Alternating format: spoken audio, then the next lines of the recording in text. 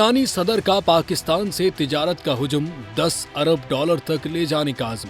معاشی مشکلات کے دور میں ایرانی صدر کی جانب سے دیے جانے والے اس بیان سے پاکستان کی معیشت پر اچھے اثرات کے امکانات ظاہر کیے جا رہے ہیں، کیونکہ پاکستان کے 3 روزہ دورے پر روانگی سے قبل تہران میں میڈیا سے گفتگو کرتے ہوئے ایرانی صدر کا کہنا تھا کہ پاکستان میں حکام کے ساتھ سیکیورٹی، اقتصادی اور تجارتی امور پر مذاکرات ہوں گے۔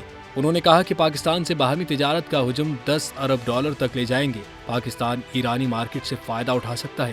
ایران کے صدر ابراہیم رئیسی 3 روزہ دورے پر آج پاکستان پہنچ چکے ہیں اور دیکھنا یہ ہے کہ پاکستان اور ایران کے درمیان مذاکرات کس حد تک کامیاب ہوتے ہیں۔